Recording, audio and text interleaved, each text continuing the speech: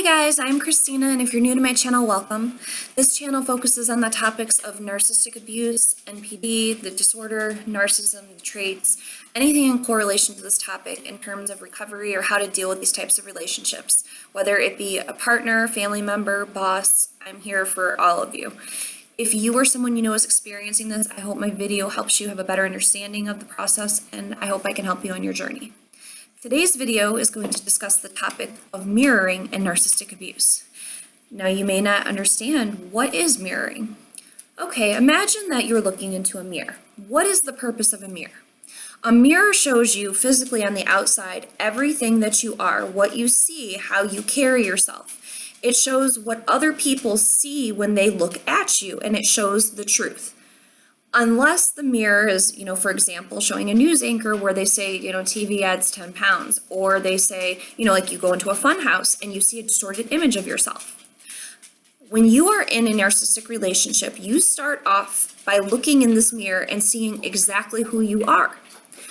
By the mid and end, once the narcissistic abuse starts to play a toll on the victim, you will look at that same image, except for it will be distorted like you are in a funhouse, and I will explain to you why. Now, in the beginning of a normal, healthy relationship, this is the time where you're having pillow talk.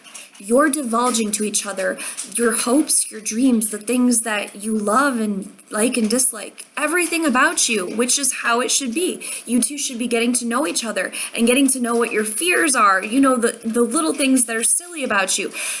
Just the topics that you want to discuss, what drives you, the things that tick you.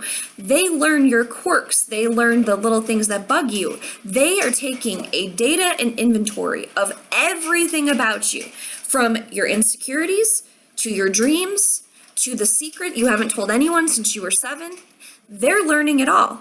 Just like in terms of an employer, when you sit down at that first interview, they're asking, what's your 5-year plan? You divulge to that employer in a professional aspect everything that you expect, how you are as a person, your personality, what you want going forward, all your expectations, your likes and dislikes, something you wouldn't want to do in the future. If they ask, would you like to go to the IT department? No, I'm super into, just the sales aspect of it, the marketing. I love creative. Okay, they know that. A parent, from a young age, they know your goals, ambitions, dreams. They know everything about you as a person. I mean, of course, they're a parent, right? In most cases. So in any of these normal relationships, this is the point where a parent learns about their child, they go forward, they know everything, they know how to help them on this journey, how to, not make them feel bad, how to build their confidence, so. Employer knows what this person expects, their likes, dislikes, and how to use them as an asset to that company. And in a relationship, that person learns the ins and outs about you, and it's for a compatibility to see if you guys are going to mesh well and how you can build together as a team going forward. Now, when you're in a relationship with someone that has NPD, or any of these people have NPD, they're taking an inventory of you. They're learning about you. They're taking this information not to use it in a positive way, like in these examples, but their one goal is to use those things to their advantage going forward, because you have to understand that anything a narcissistic person does is done for me. It is a sense of being completely self-centered. And they do not even like looking in the image of a mirror in the beginning or in the end, because they do not like being faced with facts, the truth, anything that makes them feel where they're failing you, as I discussed with the aspect of future faking or showing their shortcomings. They don't want to see it, and they will do anything they can to hide it. One of the things that they're able to do and to hide from looking at themselves is to hurt or destroy or become superior to another person. And when they went for you, or in any of these situations where they saw something in you in that interview, or that parent knows that this child has all this ambition and they don't want to lose that constant pining and unconditional love, they want to take that one thing or those multiple things about you that they see and use it to downplay it, to take away your self-esteem, to destroy your core sense of self, so they can feel better about themselves with being above and looking down on this person that they successfully completely dismantled. And that is disgusting. Think of it this way.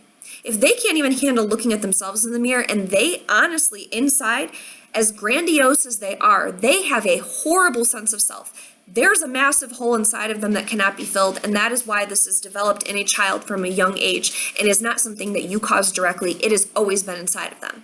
So in terms of you, think about it as if you were planning to destroy someone. What better person to figure out the ways to get to someone, to hurt them, to drag them down? What one person in this world could instantly know how to play into all your insecurities, feed upon and threaten the things that would hurt you, use those little bits of validation on the things they know are important to you, and just turn them back and throw them in your face when needed to keep you around for as long as your time period is in their life and their minds? The one person that would be best at that is you, because only you know everything about yourself. So when you're looking into a mirror, who are you looking at? You. When you were in that love bombing mirror phase in the beginning, when everything was great and you divulged all this information to them, what were you doing? You were allowing that person, which is not your fault because this was their whole goal and this is disgusting and not right by any means. They were using that information so that they could serve themselves in the future with knowing how to belittle you and hurt you where it hurts the most.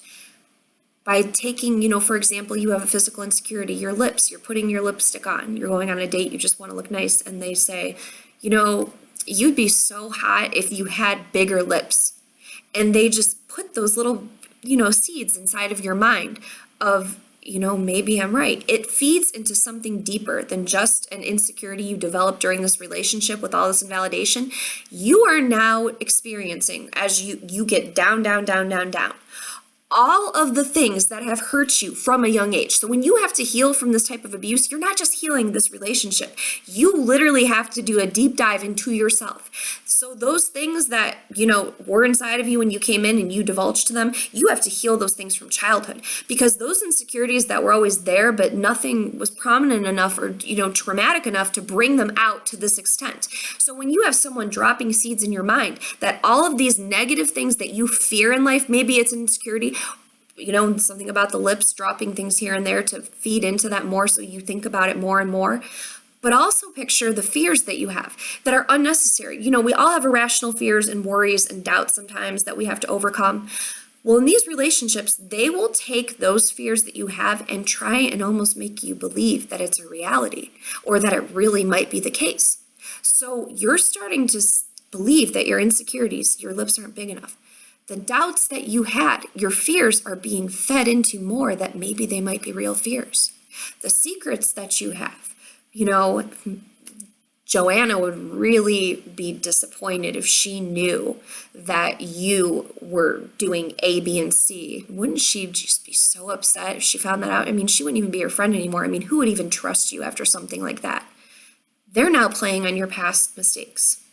And everyone should be accountable to their actions, but for another human being to take information that you divulged to them in confidence and use that to target not only your deepest insecurities, your fears, but to threaten the life that you have built just for the purpose of hurting you, what does that say about them as a person? It is as in a mirror, reflection of who you are, and it has everything to do with the type of person that you're dealing with, and that is a disgusting one.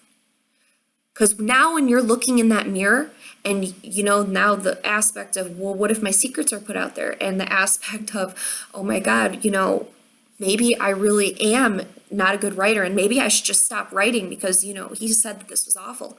First of all, never look towards them as your validation source, because again, the whole point is to make you feel bad. If you rely on them for validation of your achievements and your celebrations and accomplishments, you will be let down and you will be left, instead of feeling good about yourself, you will feel awful, because their goal is to make you feel like your accomplishment is not as big as it is. So all of these negative factors start coming into play. So when you used to look in the mirror and see the person that everyone else saw physically and you knew who you were inside, you're now looking into a distorted mirror and you're hating what you see because you're actually starting to believe that these things are true. As I've said many times, the conscious mind cannot tell the difference between imagination and reality. And when your constant reality on a daily basis is someone beating into your mind to their benefit through little seeds and through passing in comments, and every time they're angry, saying things to you to really make you doubt yourself and second guess everything, that image that you're starting to see, you're not liking who you are anymore. Not only are you not liking who you are, but you're looking at this image of you and it doesn't even look like you anymore. You don't know what you're looking at, and that is terrifying. This is where you're starting to not only lose who you are inside, you are losing the concept of you don't even know who you want to be anymore or who you even were to begin with. That confusion is just basically just blown up through manipulation, gaslighting, projection. They're making you believe that they're treating you that way for a reason. That whole mirroring concept in the beginning where they imitated you back, they maybe copied your mannerisms, they learned all of your information that could be used in a good way, where if they need to breadcrumb you, say they're not ready to let you go yet, they don't have another supply source, or since you're viewed as an appliance, which in any type of NPD scenario, that person is a source of something. For an employer, it's their star employee, they make their sales numbers easier, they don't want to get rid of them, but they won't give them the credit they deserve. The relationship, they know that you're amazing, treat them like gold, you so much, you're such a talented this or that, but they don't want to put the effort in. But the parent that doesn't want to lose that pining affection, but so they give just little bits of praise here and there. They missed your wedding reception, but they'll be there in the future. They're future faking. The good things about you that they learned where they're not being awful, which is if they were just awful, then, it would be harder and harder to stick around, but it does escalate that way. But then they also use the good side of them to feed into all of the things that they know will make you feel good about yourself, to throw you those breadcrumbs of that image of the person in the beginning that they were comfortable sharing this information with and letting them know who they were.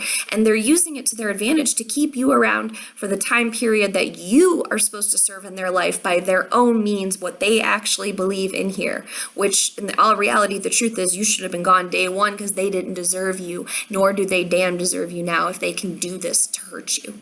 No sane human being takes information about someone and uses the good parts to give them very minimal of the respect, love, and just what they deserve in a relationship of any type.